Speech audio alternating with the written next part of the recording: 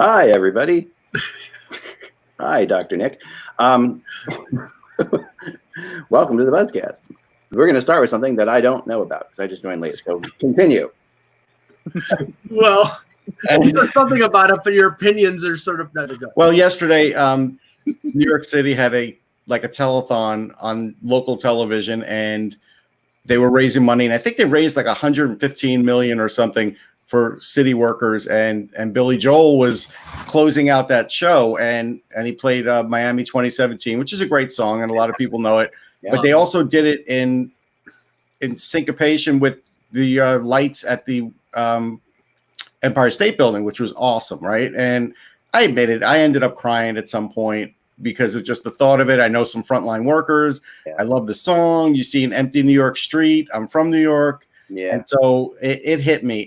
But it was tremendous. And it was a tremendous moment from Billy Joel. But at the end, you got the real Billy Joel where he told you to wear a mask so you don't have to deal with anybody else's shit. And that's Billy Joel. And that encapsulates the attitude of Billy Joel. That's why in New York and Philly, those are like his two hot spots for that attitude. Yep. Yeah, no, I mean, I love Billy Joel. You guys know. I made debates on here, and Jan's here, so I'm going to do it again. We're going here again. Way better than Billy Joel. I was just going to say, like Billy Joel. Not saying I don't like Billy Joel at all. In the chat yesterday, when Russ brought that up, and on top of that, Billy Joel kicks Springsteen's ass. I know, which is just Springsteen. Family show, Mike. You can imagine what I'm doing. Jan, go ahead. No. Again, I mean, the line that he always says, and Russ just alluded to it, right? The line he closes out a lot of his constant New York is "Good night, New York, and don't take no shit from nobody." That's basically his closing line in every single New York show. So the fact that he closed out yesterday in a similar manner, just paraphrasing it, is typical Billy. No, it's fantastic, and Springsteen also did his New Jersey thing, which was really good. So I'm not taking anything away from Billy Joel. It'd help if he wrote a song in this century. But besides that, no, it's it's nice that at least Billy Joel reached more people in New York than you would in New Jersey. Yeah, instead of some of that country. Just what a way! This is like the greatest debate. What a way to take a positive event and just turn it into a territorial war. I just mentioned it because of our conversation. No, but Eck went there. Oh, yeah, instead of writing that country and western crap that he just put out a couple months ago. But Jan downloaded it, so good for him. Or not. Oh, man. No, but hats off. The advantage of Apple Music, baby. Hats off. No, I think it's great. It's great stuff. It was really touching. I totally agree. It was. There's so many moments like that. But that one, especially, I can tell. I mean, what New York does, the fact that New York is incredible for a lot of reasons. And, even though, grew up hating it here. Right. There's obviously, there's some things about New York that are just, incredible on all levels. And, and that it wasn't just the Empire State Building. It was also basically, it's kind of almost got syncopated with the buildings, right? You can see they superimposed. Yeah, I had my eye on that, but you're right. Yes. It was very cool. The Barclays Building, because I know it's where my old stomping grounds was, and running straight down Broadway to, Times Square. Definitely. And they showed it kind of running all the way straight down in terms of what was on the billboards. But it was creepy because you will never see again, like Broadway have no traffic on it and have his Billy Joel playing on the big screen in Broadway and like there's no people around. Like that was creepy. And when he wrote that song, like there's no way he thought like they would ever use it for something like this. No, it got played a lot around 9/11 too. Yes. It reminded me, this situation kind of reminded, it's like, my wife went to NYU medical school, so I have a certain soft spot in my heart. 4 years of of me traveling back and forth between Philadelphia to go up to see her while she was in medical school at NYU. Yeah, and it's the whole situation. Seeing some of these images of like empty streets, it reminds me of I remember seeing getting up on a Saturday morning after coming up and going over to 34th, at the corner of 34th Street over to East Side Bagel to go get breakfast. And everything is just stock quiet, like out of a movie. And now it's like that on like an extended scale, where it just seems things are very super quiet. You know what you would see though, and if you went to New York and stayed out late enough, I'm not sure if you experienced this, but if it's like 3 or 4 in the morning, and that's when the city starts sort of quieting down, that's when you see the rats. The rats. The rats. Oh yeah, the rats come out. Then you start seeing them. And do the lambs come out? The lambs that lie down on Broadway? Never saw the lambs. Only saw rats. There's Gun Genesis. Thanks, Mike. Yeah, I wanted to ask you this because I watched the. Oh, hey, there's Hey, Panda.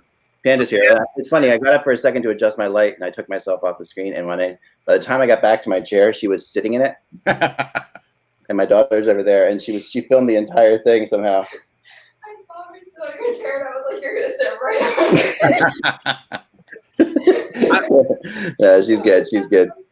I wanted to ask Jan about the. I'm sure you watched the 7th and 8th episodes of the Bulls documentary, The Last Dance. Yep.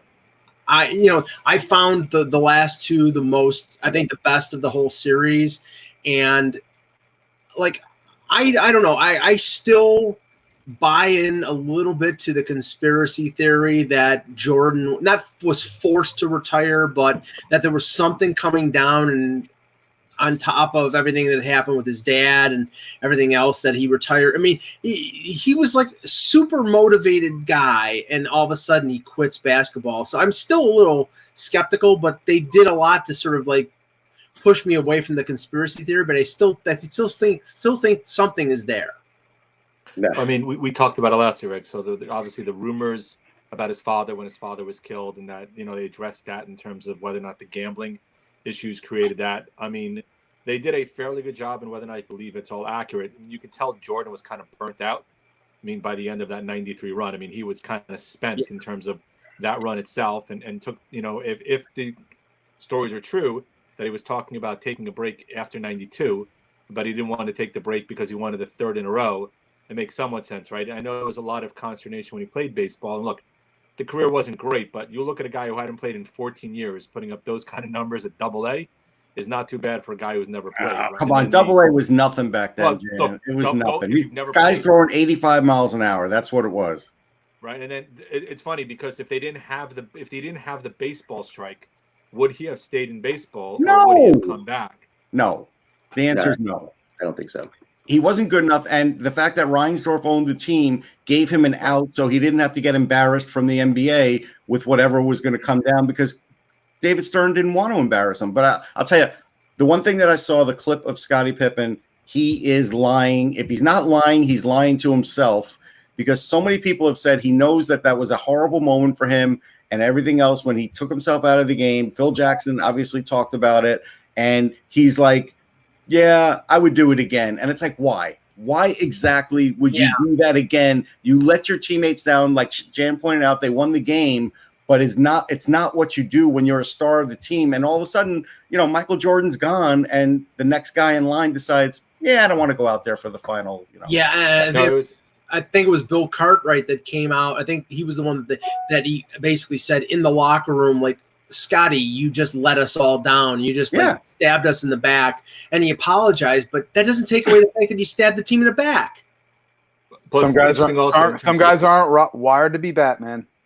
Yeah, there you go. I mean, it's interesting. It's interesting how they laid the show out, right? I don't know if you guys have read "Playing for Keeps" by David Halberstram, but his book does go back and forth a lot, very similarly to how they're running this in terms of the episodes. Right? I know some people have said they don't particularly like the fact that have gone back and forth, but I think it's been interesting how they bring parallels and go back to prior years and then bring it forward.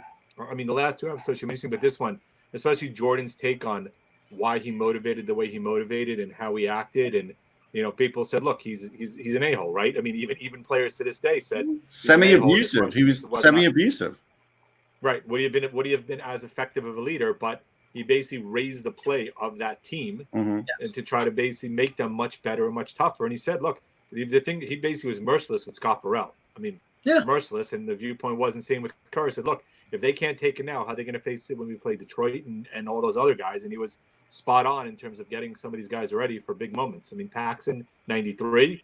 I mean, Kerr, 98, hitting the big shot, 97 and 98 hitting big shots. So whatever he did, whether you like the methods, they clearly were effective in terms of raising the play of the team around them. Within the era itself, Jan, I would certainly say in that era with the way basketball was then versus now. I mean, if you look at it through the prism of now, God, people, it's just the NBA is just a completely different animal. Not only just how it plays, but also the interactions of the players between the teams now versus back then. Some might say free agency is a big part of that, and you can say that in any sport. But I think it's especially noticeable in basketball. Yeah, especially the Detroit, Chicago. I don't think and then you get to Chicago, New York, Philly. Philly, Boston used to be a blood feud. It's just that era. That era is gone now. Yeah, it is. I mean, just to bring it to hockey, Russ, it's like I don't perceive that Messier was any way like Jordan in that sense with that '94 Rangers team. I mean, he was a leader, but I don't think he was like prodding and pushing and bullying. And don't get me wrong. I mean, I like Jordan, and I like the fact that he did that because he was asking the most of himself. So why not ask the most of his teammates? But I don't think Messier was like that. I would say he wasn't overtly like that, but I would say behind the scenes, he certainly helped get rid of Mike Gardner and a few other players. Yeah. Talking to Mike Keenan. So however you want to frame that. And Mike Keenan, takes blame too. He should. No, but Messier definitely was a catalyst in that. Now, yeah, he did win it all, but he was a catalyst. The worst thing Messier ever did was probably take that picture with Rodney Allen Rippey because it just looks stupid. Well, yeah, I would say that the comparisons also is you saw the Jordan stare in practice, right? When he looked over at guys. I think Messier had the same stare. He did. He had that look in it. He had that look when he looked at you, you knew exactly what he meant. And if you had done something either not wrong or not up to the level of which he expected you to play at. Yeah, I think Peter Nedved got that stare from him. Yes, for sure. That's very true. All right, let's move into the show, shall we? Let's do this. Yes. Let's see if you guys can do this without me saying anything. Oh, Hockey World. It's Thursday. No, it's not. Is it? No. Nope. Tuesday. It's a day with a T. It's a day ending in Y. Just move on. Every day is a day with T with that. Every day is a day with T. I got Groundhog Day. all I can buy now is this size. It's sold all the little ones have sold out everywhere I go, so I have to buy this, which is that tea or moonshine? This is 89 ounces. What's in there? 89 ounces of You're just missing your Jolt Cola is what you're missing. 89. No. Take a boost. That's true. That would be like a dorm room. Take a boost. Terrible. All right. It's not take a boost. No, for sure. I don't know what's happening with my lighting. It keeps getting darker and brighter. I apologize. All right. Ready? Here we go. Let's try this again. By the way, my whole shirt says, "I'm not strange. I play goalie." It's just not. It shouldn't just say, "I'm not strange." Can we just Here we go. Ready? Hello, Hockey World. It's Tuesday, May 12th, 2020. I'm Michael Agello, and I've got to get a new Yankees cup because this guy is a friggin' Philly. I'm Anthony Bajodi, laughing at the fact that he's a Philadelphia affiliate, Mike. I'm Jan Levine and wondering why in God's name I dialed in today. Russ Cohen from Sportsology. You almost can't see it, but this is a Trump Taj Mahal cup. Ooh. Yeah. And I'm Eklund. You're watching HockeyBuzzcast on HockeyBuzz.com. This is the podcast that comes every Monday through Friday at this time to fill you in the comings and goings of the hockey world.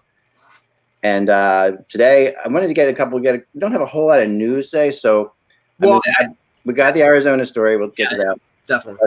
But after that, I wanted to get to I was playing around with. I've been talking to some of the people from Canada Hockey and USA Hockey about various things and like about the Olympics and different things. And I started getting into some fun discussions about the Olympic teams in 2022. And there really are some interesting things. So I put together a team that for Canada, and tomorrow I'm going to put up the US. And then it's really fascinating because usually in the Olympics, Canada is always the favorite. You have Russia, Sweden, and the US is in there somewhere around 3 or 4, somewhere in there. I think good 2022. It's all Canada and U.S. I mean, the two teams are they're crazy. They're crazy good, I think. This is the best U.S. team. I'm not ready to go all the way there yet. When we talk about it, I think Sweden's going to be awfully good. I think they're going to be good, and there's other teams that are good, but this U.S. team is frightening. But we'll get to them as well today. So we'll get to Canada and U.S. We'll talk about who's better, who's worse. I also did travel back in my alternate reality to give you the results of the second round. I have that coming up. I waited for Anthony to come back to the show since he's the only one I think enjoys it. Anthony feels privileged. And because he actually enjoys it. There's some interesting things there too in the 4 matches that are going in, take us into the conference finals. So, but let's start today with news out of Arizona, where CEO President Aaron Cohen, right? Yeah, Aaron. I think it would be Aaron. Actually, Aaron Cohen, right, is leaving, and this guy's a real class guy. Like he's a CEO president, but he's also done. I mean, he's probably one of the most philanthropic guys in the sport. He is absolutely. I mean, one of the things, I don't know if you guys knew this. I saw this in the article today, and I heard this before. That he requires everybody on the staff to do a certain amount of hours of community service every year. I didn't know that. That's great. Yeah, 15 hours of community service. Everybody on the staff has to do this per year as part of the Coyotes thing to get into the community. I wonder if John Chaika will have to do that after they get penalized. Yeah, right. There you go. He might have to do it anyway, right? But no, this is a good guy. And the crazy thing about this is, in the last 14 years, he is the 7th CEO president this team has had in 14 years. Now, yeah, until Peter Lugo left the Flyers a little while ago, we had this in Philadelphia, the same CEO and president of the Flyers for what, 20 years? Yeah. I mean, which is more typical in the league, that you would have presidents and CEOs that last. I mean, this isn't like a GM or a coaching job. These guys usually last a long time. They're part of the entire operation. You know, they bring the whole thing together. They are responsible, you know, for the GMs and stuff like that. But it's weird that this guy's out, and I just don't know. Well, I don't think it's that weird. Like, it's a volatile market, right? As far as finance, the owners, they're on 3 CEOs in the last 6 years, right? So in immediate time, it's volatile there financially, and now with the impending doom of the Gary Bettman, whatever Bettman's going to do for them, basically bringing in guys and testing them. I think this is the beginning of a front office shakeup. I don't think it ends here. I think this is where it starts. Simply because all of these guys knew about it. And I think the Coyotes are sort of getting ahead of it, knowing that, there's some things coming, but maybe if they do get ahead of it, it won't be as bad coming down from the league, because it's going to come. And so I think that's why we haven't even heard a decision yet, because they're being proactive. So I think the decision's coming very soon, though. I do. Yeah, I think so too. And I do think this is part of that as well. And if you know, if Cohen's involved with this, you know, it is obviously what the Coyotes did was wrong, but the reality is, you know, this is a good guy, and I'm kind of no, I don't doubt that he's a good guy. Caught in the crossfires. This it happened under his watch. That's kind of interesting too, and this is totally another spin on this entire thing. Is that the owner of the Coyotes is heavily invested in hotels and the entertainment industry. And there's a couple other teams. Dallas and Calgary both have owners that are the same way, that are really heavily invested in hotels. And the hotel business right now, as you know, is a disaster, right? So there's curiosity here as to whether or not this has anything to do with it. I don't know, but it depends if he's privately owned hotels or if he's franchised. That's a whole different thing, because if you're privately owned, I understand he's made money. He's made a lot of his money in hotels. But he may be a part of a group that owns like 7 Marriotts in an area, as an example, you know, whether it's Courtyards or whatever. If you're tied into something like that, like when they all chip in for a McDonald's, and like I told you, John Chaika's family was tied into like 8 Wendy's or something, right? You get a little more support from on the financial end from that big corporation as a franchisee. But when you're on your own, then it becomes a tough matter. And if you're in one of these cities that's completely shut down and you have 0 occupancy for a couple of months, that is a nightmare scenario. That, look, I was in that business for over a decade, went to school for it. I never experienced anything like that. So it could be brutal, I'm sure. Yeah. So, I mean, I think we're going to have to see how this plays out, of course, but will there be other, you know, will Chaika take the hit too here, you know? I think he's going to, yeah. Well, it's funny. Do you think he'd be fired here? I think he will be fired, yes. It's funny because really originally it was thought that there would be a really heavy fine and maybe loss of draft picks.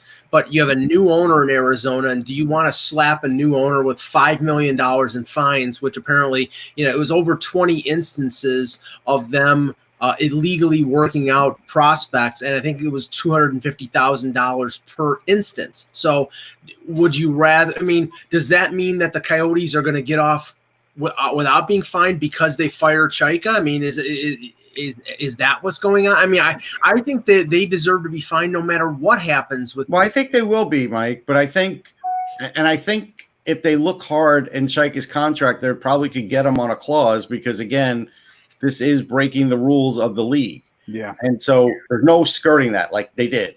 And so at the end of the day, even though he signed that extension, I think there's going to be a parting of the ways there. And I think there will be other people that are involved too, because again, it's not like anybody acted alone. To get something like this done, you need more than a few people. Right. Yeah. All right. Well, let's move on from there as well. And I want to also, the other news that's kind of breaking now was put into the chat room as well by Bada Bing, and I was looking into this too, is that Montreal is officially opening up basically for business, which is crazy. That is crazy. I mean, that's crazier than because Montreal was one of the bigger hotspots in Canada. Yeah, the number of positive cases in Montreal is 19,000, which is over half of Quebec's total, right? So wow. The province of Quebec. So, and and is up there. And I mean, so they're opening up the Lotto and a couple, and they're opening up. They're in their first phases of it, but they're trying to open up fast. And then there are some people saying that maybe this is the place where, speculating this is one of the cities that the NHL would go to. And I just Toronto or Montreal have it. No, I think the chances are better that it is Toronto because of the fact that on the weekend or even before the weekend, the premier or somebody head up in the government, Ontario government, came out and said that the pro teams were able to open up their practice facilities. So it sort of was a precursor to them, like a first step towards opening up. I would have, I'm sure the NHL, because they have offices in Toronto, because there's so many rinks in Toronto, because of Montreal too.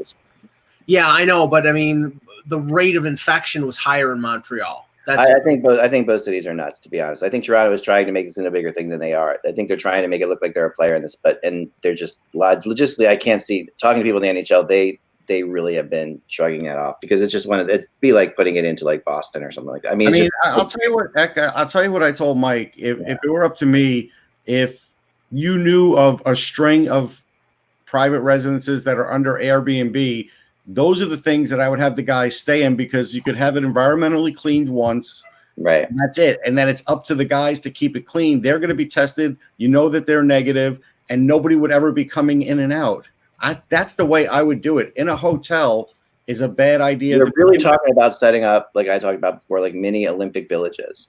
That would have like a restaurants, a bar, that would all be closed off to everybody, So like basically having a hotel. Yeah, you could do something like that. And then all the restaurant people stay everybody stays within the village. No one's allowed into the village, just like in the Olympics. I mean, when I was in Vancouver, the Olympic Village is like a fortress. Like you can't get anywhere close to it. There's all kinds of security around it. I think that's what we now. I do need to point out, Ek, in Olympic villages of the past, they were spreading other types of diseases. Oh yeah, no question. Yeah, but we're not talking about. Yeah, way to take it there, Russ. Yeah. No, but the point is valid too.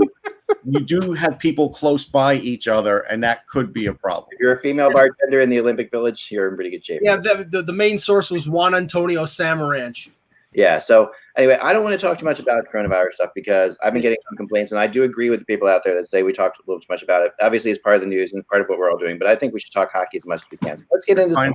Well, let me. This is not coronavirus, but just more hockey. But and I'm sure a number of teams are approaching it this way. But Lawrence Gilman, who's the assistant GM of the Leafs, had a conference call yesterday talking about the Marlies, and obviously the AHL was shut down yesterday, and talked about basically the taxi squads that NHL teams are going to have to be carrying for the teams when the league does get back, because obviously the AHL teams will not be playing at that point.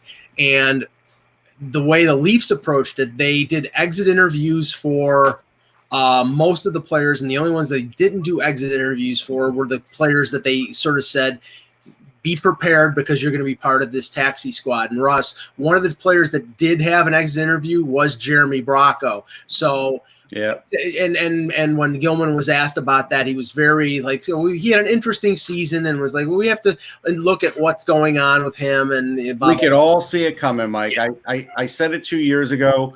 He's the guy that will get traded, and he will be a Jonathan Marchessault somewhere else, and score a lot of points, whether it's Seattle or somewhere, and never have been given a real chance, even though he led the AHL in points this year, or he was second last season. Right, last season, and this year was doing really well too. I remember you telling me. He does have that feel about him where he's either going to go one of two ways. Bracco, to me, he's either a quadruple A player, right? Who's an amazing performer, or like you say, a Marchessault type who. Yeah. But it's basically to me, for him to be effective at the NHL level, he's going to need to be in somewhat of a top 9 to top 6 role. Yeah, top 9 really, he could do fine. He's got to get style also, right? Go ahead, Jan. He's got to play in a system that maximizes the kind of player that he is, right? That's I think, the bigger key than anything else. Yeah, he's got great edge work. He's an unbelievable passer. I think he's really good in the power play, but defensively, I don't think he's really bloomed yet. And I think he's an NHLer. But the other thing was that he mentioned Liljegren, and he talked about him, and he was effusive in his praise of Liljegren. And that's good because. And saying that Liljegren will be on the NHL roster next year. So, I mean, but the whole thing here is we're talking about, and he didn't specify how many players, and this can be, approached this way. Maybe we can write columns about these.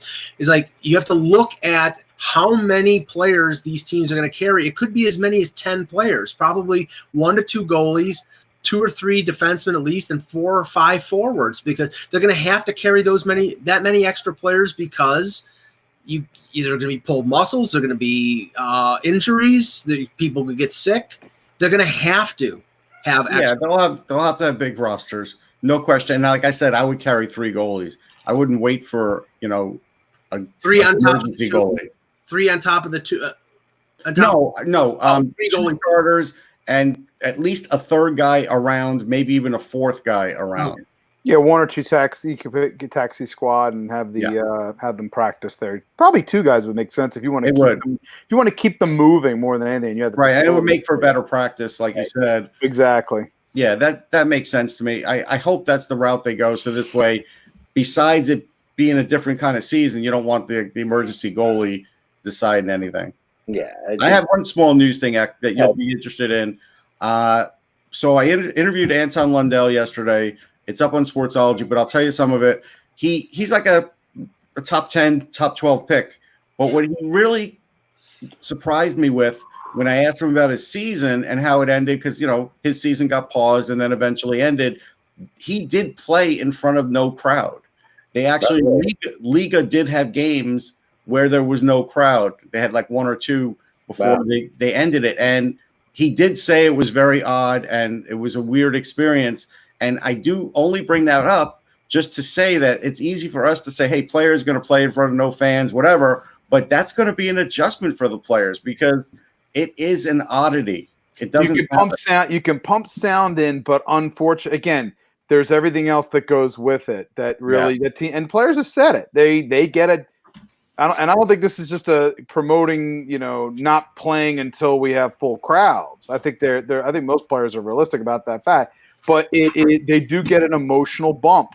Right. There's something that helps sort of put an extra spring in their skates a little bit that helps them when they feed off the home crowd. And when you don't have that, how hard what the situation's going to be in a game, but how hard in terms of your push.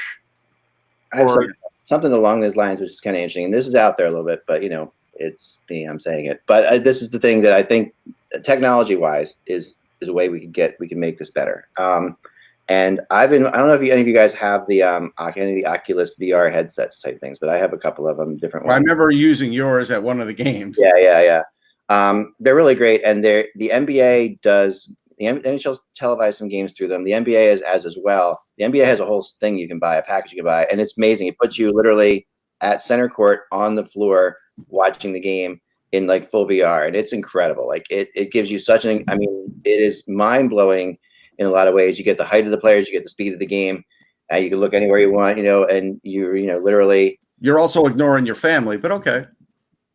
You're at a game. You're at a game. Of course you're ignoring your family. Oh, I'm sorry. All you're going to hear at a game is, Dad, I got to go to the bathroom. Dad, I want to get something to eat. I'm sorry. You tell your family while you're home that you're away at the game and they can't bother you. Here's what you can do. I'm down here doing a podcast right now. I'm doing the same thing right now. My son's in the other room about to fail math, and I'm here doing this right now. So, yes, I'm ignoring my family. All right. So, no, he's doing great. You're doing great. Keep it up. All right. So, no, but technologically, what you could do in the future, if this if we get to the point where this virus does like stretch on and on and on, it's not that hard of a leap to do this. It would take time and money, of course, but it would be something that would be worthwhile. Would be literally, you know how these 360 VR cameras work is that they're like just they're tiny little stand, and you put it on there, and it's just a little ball on the top of it. You could put each of these throughout. You could put these throughout the stadium, and you can also wire on them. You can wire like there's speakers out of them. You could literally have people watching in VR and being heard in the arena. What's the retail on that though? Well, right now, yeah, I mean, right now it's $199, right? But if you're getting season tickets to a team, you know, they put this in, they just build this in. You have a VR camera that's on your seat specifically. You could literally talk to people next to you. They could talk back to you. And if you screamed out of the microphone, if you screamed into a microphone, that could come through a speaker that's on your seat in the arena. I'm not saying it's ideal, but I'm saying it's not beyond. It's interesting. I think it's interesting. Technically possible. It's piping crowd noise, basically, is what it is. It's real crowd reacting to the real thing. And you know, you can buy. You know, the issue you don't have to sit. You don't have to put 150 things on, or you don't have to put 20,000 of these around the arena. You can have like different parts of the arena. If you want to sit in different parts of the arena, that's where you sit. And you know, then your voice can still get pumped through. It's. I know it sounds like 1984ish, but it's possible. What I'm saying, it's doable and not that expensive to pull off down the line to actually do something like this, where you'd be able to, if you can't go to the game, you'd still be able to go to your seat, which has like a thing on it. I'm just saying, think about as it plays out. I do like it. I mean, again, I think it was at the Stanley Cup actually that you had me use it, and it was amazing. I do think it's a good idea. I do think not only for season ticket holders. Look, I think you would get some fans that would spend $200. The only downside is again, like if my dog Kaya is barking, now players are going to hear a dog barking instead of just a player who's at the rink. You know, like a fan at the rink rather. You'd have something where you have a mute thing, or you have a mute thing, or a remote, or you care to mute it. There's going to be someone that takes down their headset, right? Takes it off. Screaming babies. That's what I'm thinking of right now. Screaming babies. Yeah, but it's all controllable. You know, like it's all something that you could have people who are watching. Yeah, you're going to have a sound guy actually monitoring it with like a soundboard. So this way he can just sort of cut it off. But imagine playing the game, now instead of 20,000 people, say 100,000 people are watching it, and the voices of 100,000 people are coming through the speakers. Imagine that'd be pretty cool. I mean, there's like something like to get chants going and different things like that going. You really have to watch. If anybody and I don't even think you need an Oculus. You would also have to have a 7-second delay. Yeah, I was going to say that. Yeah, you would need a 7-second delay, probably. Especially with me. But that would be okay, I think, in certain situations. You could also there is software out there that blocks out curse words and stuff like that. Okay. You can do that. But you don't have to do that. You can just say these are people at the arenas or whatever. This is what they're going to do. Mother trucker. So you're going to see this.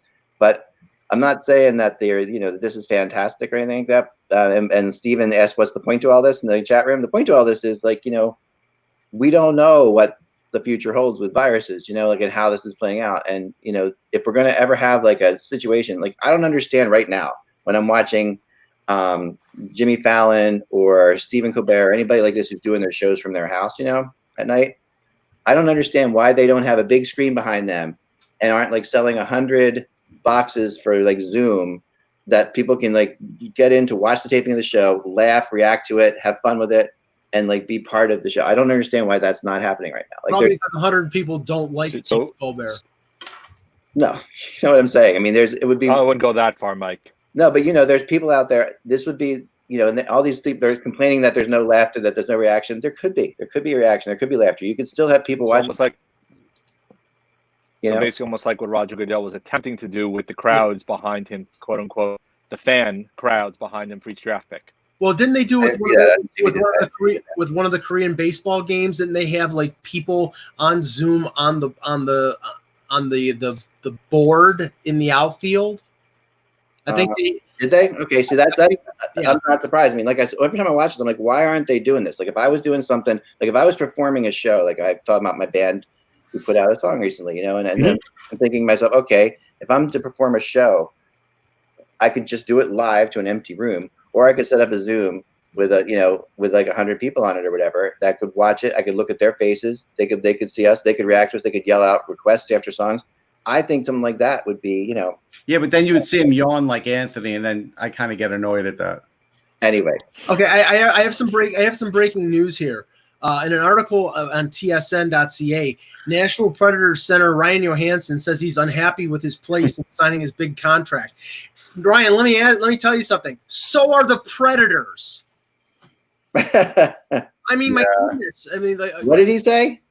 I'll I missed that. I was reading the DM I put to the group there. Thanks, Mike. Well, I didn't even see it. I was citations next time, Michael. I'm the one who put the subtext in there. My role on this team and the standard I hold to myself, I need to outperform number one centers on a night-by-night basis. I need to show my teammates every night, hey, I've got this guy, blah, blah, blah. I mean, okay, Ryan, he's averaged between 55 and 65 points the last 3 years. This year he had, I think, 34 points. I don't think he was ever a number one center. I think he was a big body number two center. I think he was like arcing towards that, but never got there, and now certainly not there. But look, with great dollars comes great expectations, and I think it did weigh on him. He is a talented guy. He does have great hands. You hope that either at the startup again of this season or next season, now that he has said it, maybe he's taken the pressure off himself, because he's a good guy. I've interviewed him more than a few times, and I know that he's a heck of a player, but I saw that he was like, I don't want to say a player in pain, but when we were there for the outdoor game, he was a different guy. Yeah. Like in the locker room, he was a different guy. He was getting out of there quick. The guys that are trying to sort of get out of there quick when they're not having a good year, and all of a sudden double the media are there, and they don't really. And he did do some interviews, and I give him credit for that, because it was a difficult season for him. I think what's weighing on him more than anything is the fact that he was traded for Seth Jones, and Seth Jones is a defensive superstar. But that's what I was going to say right there. But remember, you think about what Nashville felt they had the ability to move one of their blue liners because of who else they had on the blue line, which they still have. The question is, as you said, whether or not it was equal value. And right now, you look at Columbus, right, and you have Pierre-Luc Dubois and Jones, as opposed to having Johansson and somebody else as a defenseman. Major edge right now to Columbus in terms of what they got in that deal. Right, it's only a major edge because Jarmo Kekalainen had the guts to draft Pierre-Luc Dubois where he did and make him a center, with the whole world yelling at him saying, you don't know what you're doing. He's not a center, blah, blah, blah. Yeah, that was a really big move. All right, interesting stuff. Let's talk a little bit of Canada hockey today. Okay. All right, so the 2022 Olympics coming up, supposedly in China. There's definitely question marks around the Olympics, but let's just maybe everything with the Summer Olympics got pushed back a year. Is it possible the Winter Olympics could get pushed back a year? I've heard that's possible too. Yeah, pushed back a year and moved someplace else, because if it's in China, it's not happening. Yeah, chances are it's not happening. We're going to pretend it is, Mike. Let's just go with it for now. 2022, the Olympics, because now we're only Olympics. Remember, you're only, in essence, if it happens in 2022, you're only what, like 18 months away from it. Like, it's really not that far off. Mm-hmm. The NHL is going to the Olympics. I'm convinced. I think they are. I don't think there's any question about that. I guess the only question would be, if the pandemic were to worsen or what have you somewhere. But if a year from now we're okay, I think the NHL goes to the Olympics. So I went through the lineups, and man, of course this team is stacked, but there's some definite weaknesses on Team Canada too. Like, there are some weaknesses that I haven't really seen before with Canada. But let's start with their forwards that I have. Like, I have 8 definites, and there's people in the chat, people on my website, on my blog, are ripping me to shreds about leaving one of these guys off here. I'll let you guys guess who it is. We know who it is. All right, you already know who it is. Okay, so all right, so anyway, we were talking before you got on. Got it. All right, so my definites: Crosby, McDavid, McKinnon, Stamkos, Scheifele, Marner, Tavares, and Bergeron. There's 8 definites to me. All of those. Anybody disagree with any of those as definites? Yeah, Bergeron's going to be 100 then. I mean, that's not a guarantee. And we were all agreeing that Brad Marchand would be better than than Bergeron at this point. Yeah, I mean Bergeron could be the Chris Drury of like the 2010 Olympic team for Team USA in terms of four-line center, jack of all trades, penalty killer, face-off guy. But he'll be. I think he'll be 36. I think he's. Don't get me wrong. He's a first ballot Hall of Famer. He's a phenomenal player. He's won 2 gold medals. I think he'll be a little long in the tooth at that point to be a definite. Marchand is a definite. And the other thing is it going to be NHL ice or is it going to be European ice? Oh, just for now, we're saying it's in China, so it's I guess European. So ice. European ice. So now even more of a chance. You need skaters. You need skaters. And the reason Marchand will be a definite, and I know that you know this because you went to that tournament. Marchand with Crosby on that 2016 World Cup of Hockey team was incredible. So they're best friends, man. They love each other. I mean, I know Explains a lot. No, and Crosby has we all know the historical Canada's issues of trying to find anybody that can play with Crosby is legendary. Like that's like and it's just ridiculous to me. Unless Pascal Dupuis comes out of retirement, then Right. All right, so I'll give you Bergeron. I mean, I'll give you Marchand, but you don't think? See, I think Bergeron. I think knowing the way Hockey Canada works, I think Bergeron's still going. No, I think he could, but I think he's not a definite.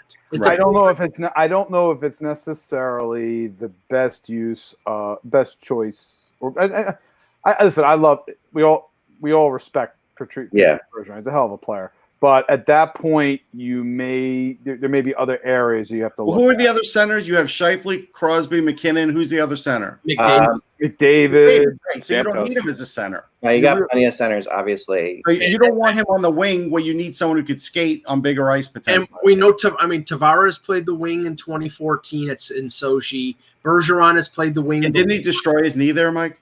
Well, somebody destroyed it for him. Well, whatever. Yes. All right, so then I have my probables that I put on there based on talking to people and just my own opinion were Taylor Hall, Sean Couturier, and Mark Stone. Not a chance in hell Taylor Hall is a probable. Taylor Hall won't make it. No. Couturier would have an excellent Couturier in a role. Couturier, if you play him in a shutdown role, you need that. I mean, obviously at the NHL level he can do so much more, but in that type of a tournament setting where you know where the priorities are going to be. Again, they're so deep at center. It's like, but here's a factor, and okay, you may react to this wrongly, but we know how Team Canada is in terms of Hockey Canada is in terms of when you've got something that wins, you stick with it. The head coach of the 2022 Olympic team might be Mike Babcock. And that may be true, but I don't think they'll go there. I think they're going to stay away from that. Probably not, but it might be because he's won two in a. I know, but I think they're going to stay away from that. I'm guessing it's Alain Vigneault. Yeah, I think Vigneault might be the guy. Actually, I do. I think he's the. I think assuming that the Flyers still play well this year. Cooper American or is Canadian? Who? John Cooper. Cooper's an American. Who? Okay, Cooper's an American. Joel Quenneville.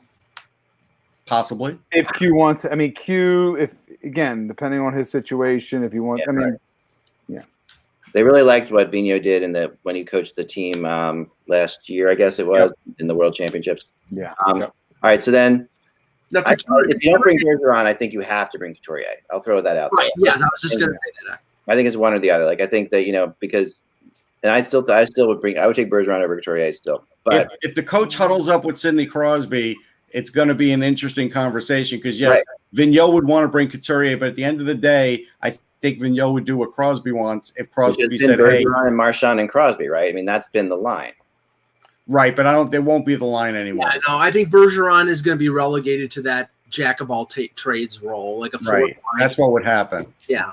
Then battling for the finals. So you guys are taking Taylor Hall off. We're taking Taylor Hall. I'm not. I take Hall off. This year, Taylor Hall was like. I still think Taylor Hall's got more in him. I think he's an excellent player, and I think next year he will do great.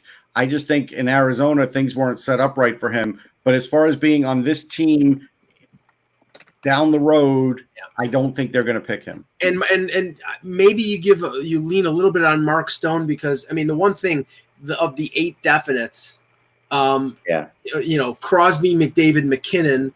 Scheifele, Tavares, and Bergeron are all centers. Some of them can play the wing.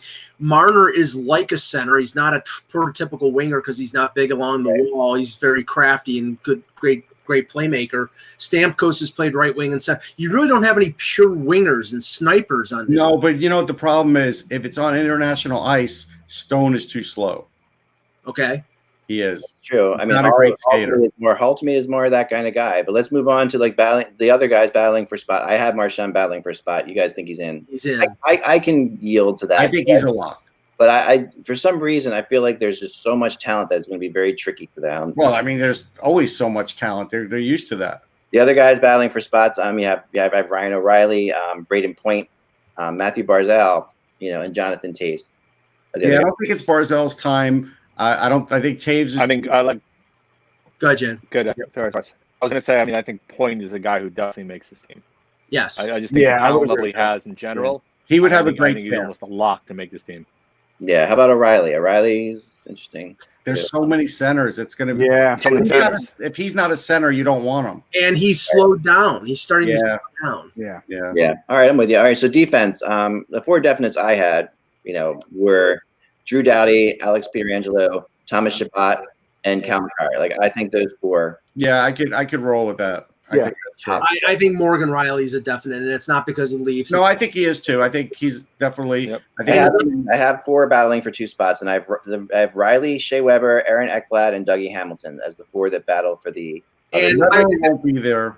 Am I wrong, Russ? Doughty, I know Doughty's a righty and Pietrangelo's a righty. I should think Chabot's a righty, and isn't McCarr a righty, or is he a lefty? No, I think he might be a lefty. I think he's a lefty. I didn't even think of that. Yeah. Yeah, I mean, that's why Riley is almost a shoo-in because he's one of the few Canadian left-hand defensemen. Right. Yeah. Weber may be long in the. I think he's gonna. You don't want him on big ice. It's the same. Honestly, Weber, between that and also the same principle, if you're going to be applying this to Bergeron, you're going to be applying it to Weber too. Yeah. Right. Ekblad's going to have to show him. And Ekblad and Hamilton are both righties as well. They could go with Ekblad if they're looking for a physical nature and he's healthy. If he's healthy, they might go Ekblad because he could skate and he can be a physical guy. So they might go that route. Hamilton, I think, will get the shaft. No better way of saying it, simply because there's too many offensive defensemen there, and they're going to need at least one guy who can push people around. You could bring these guys. Remember, I'm talking about 12-6, and there's going to be other guys they bring, obviously. So I think that I'm talking 12-6 and 2 right now, but I think that there's going to be. I mean, remember over the last few. I think Weber would go. I think Weber they would bring Weber. I don't think so. At that, I'm not so sure. Go ahead, Anthony. Yeah, I'm not sure. I get it from if we're basing it, but again, a year or two down the line, maybe he's rested, maybe he's able to handle it because of the downtime, but I just doubt it. I mean, remember over the last few Olympic teams, the left side of the Canada blue line has included such luminaries as Dan Hamhuis, Jay Bouwmeester, and Marc-Edouard Vlasic. So, right, I mean, the lefties, they're not as plentiful as the righties, which is they're not strong defensively as you'd think they would be. Like, I mean, this is like, to me, it's a little bit of a weakness for them. They have even when you go with these six. I mean, you got kind of that weird bubble type thing where you have Doughty and Pietrangelo, these like veterans, and Weber, and then you have these guys who are in their like early 20s, and not a lot of guys that are in their mid to late 20s. It's more of 30 plus 20, just over 20 kind of thing. And I think that's kind of interesting for that. I think that puts them in a weird spot. Like Doughty and Pietrangelo are great players, but again, it may depend on who the coach is. There's some personal preference when it comes to the coach. If it's Babcock, like I said, he might bring Shea Weber because he would bring Shea Weber. Yeah, and he probably would bring Riley because Riley was his buddy, was his friend in Toronto, or he was one of his favorites in Toronto, I should say. If Hamilton plays as he did early this year before he got hurt, it's going to be awfully hard to leave him off the team, seeing the rise in his game the last couple of years. No, I don't disagree. I just think it's too many of the same. That's maybe the problem. Yeah, that's kind of true. Then in goal, this is a tough one too. You got to think Carey Price is still the guy, right? And he's he's still very priced. I mean, there's no. He'll be on the team, but I don't know if he'll be the guy. That's like saying Roberto Luongo was the guy. I think there's no. I think he's in the position of Brodeur in 2010, where he's the guy who starts out and then loses his job to the younger goalie once he falters. The other three guys, and then I have three guys. The other three goalies in this spot are Jordan Binnington, Matt Murray, and Carter Hart. So, and I know that I think it's early for Carter Hart. Definitely, I would agree. It's the fact that Hart's in the conversation 2 years into his 2 years into his pro career is a remarkable thing. But we're talking at a whole nother level here. So I would also it would be really when you have goalies like Murray, and Binnington who have right now who have achieved at the highest level. It's tough to have them stay off. Yeah. I mean, the thing that Hart has going for him is, obviously we see what happens this year, the rest of this year. If that's spectacular, that's one thing, and then next year. But if he continues on his trajectory and keeps getting better, the other thing about him is he is absolutely talking to people. I guess beloved by Hockey Canada. Like he is their guy. They through and through. I can see it for the future, but he's also young, and they're going to. I could see them bringing him into a camp and being like, "Okay, we're going to get you around here, get you close to this." That is another possibility where it's viewed as he's the third goalie. He watches, observes. Well, they've gone. I would go ahead, Jim. I would think more so just in terms of play, right? So Murray was the flavor of the month for a while, right? Yeah. If you look now in Pittsburgh, there's no guarantee he's the number one over Tristan Jarry. So I don't think there's any guarantee that he's going to get. If you're going to debate between Murray and Hart, and if you're looking for a guy who can raise his game to steal the game in the Olympics, to me right now, I probably would choose Hart over Murray, even though Murray obviously has the cup experience. Well, again, in terms of where their career progressions are, and also what we see over the next couple of months, I think is going to play a big part of who they select. Yeah, but remember, though, in the World Juniors, before Hart had all the success, he did get pulled too. Yeah. So you have to. How many years ago was that? Yeah, but not that long ago. Hockey Canada has gone in both directions. If you remember, I think it was 2002. They had Brodeur and Joseph, and the number 3 was Ed Balfour. Right. And then one of the other Olympics, they had, I think it was Brodeur and Luongo, and the number 3 was Mike Smith. So actually, there was one of those years, may have been 2002, maybe the one before. I think it was the one before. No, I think it was the one before where Van Beesbroek was actually left off, and he was really pissed for the American team, really annoyed. And goalies get left off. That's my basic. There's a guy like that that's on this list that I think, and the reason I left him off was because I was told by Canada he wouldn't be in the conversation, which I found absolutely ridiculous.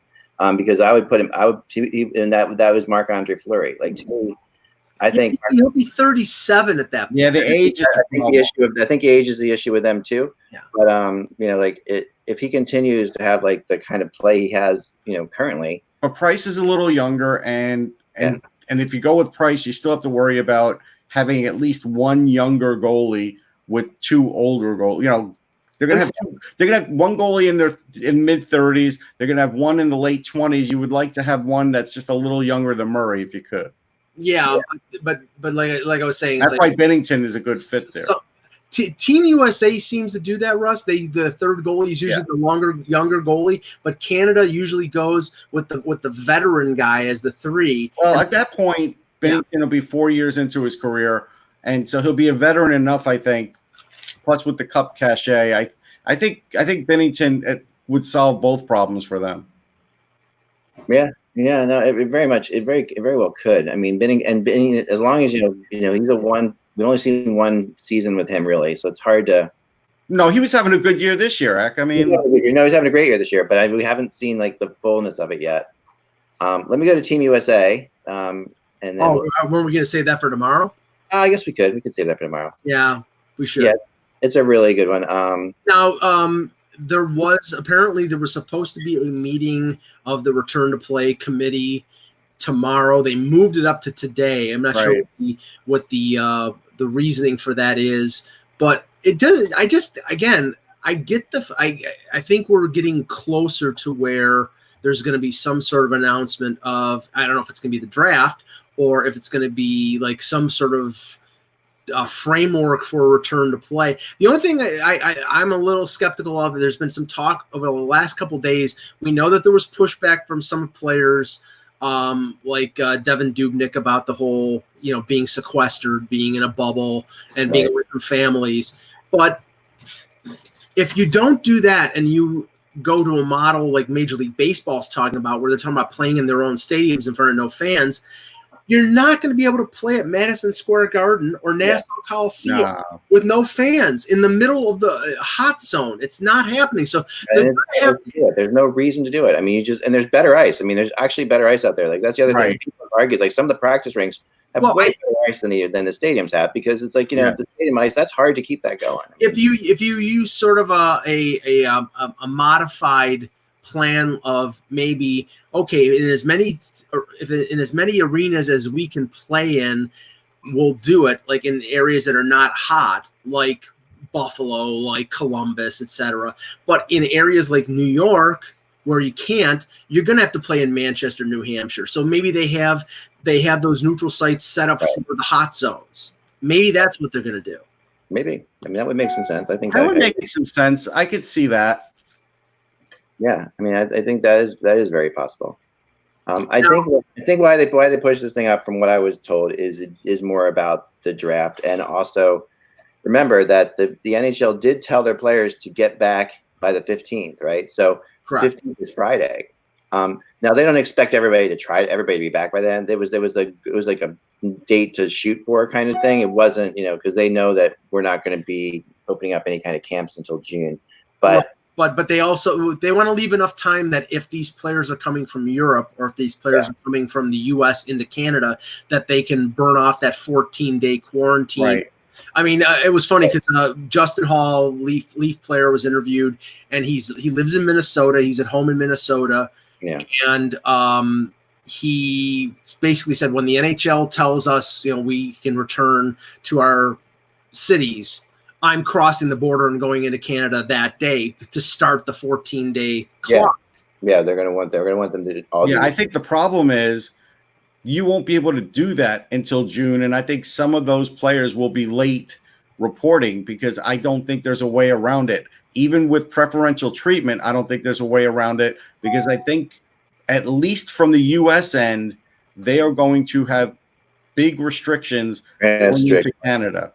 They are, and they're going to have strict quarantines like this. For example, I know that there's a real issue with when I was talking to people about the U.S., the players coming from Sweden, right? Because Sweden is a real mess, and it's, they didn't do social distancing hardly at all, and a lot of players have been there, and those players, when they come back, they're going to have to be. They may have to prove a test before they get. Yeah, they're going to have to be. I think everybody's going to have to prove. No, not everybody. 14 days of self quarantine before that happens, and then take a test when they get here. Take a test after 14 days, kind of thing. That's what you're going to stay. And that'll be very. But with Canada, I wouldn't guarantee that it's okay in 2 more weeks. Yeah, no, I don't think anyone thinks it's going to be. I think that they're going to have to. There's going to be a lot of different. There's going to be just a lot of things up for grabs here.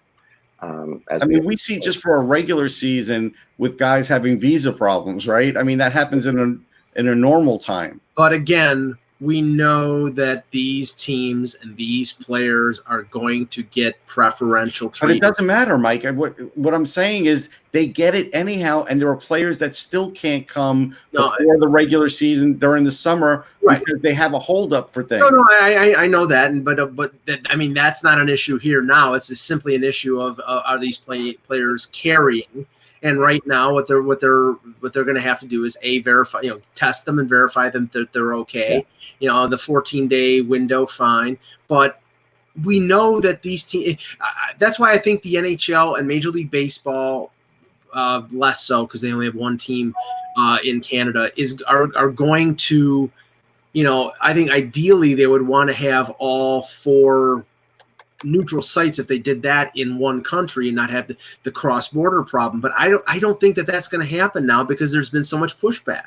So I think the border situation is going to have to be handled. And again, I say the Canadian government wants hockey to be back. The U.S. government wants sports to be back. They're going to get preferential treatment.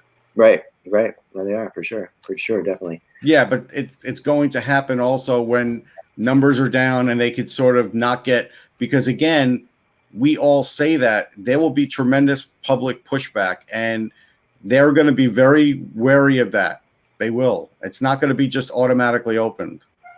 Yeah, no, it's definitely not going to be Trudeau can talk about it all he wants, but he's powerless because he's only half the equation. Oh yeah, there's that's the big thing about a lot of this, right? There's so many of these things that we only have half the equation on right now. Correct. And that's like it's really, really crazy to think that we can control it beyond that. You're absolutely right. I mean, and that's where we're at. Before we get out of here today, let's try this. We haven't done this in a while.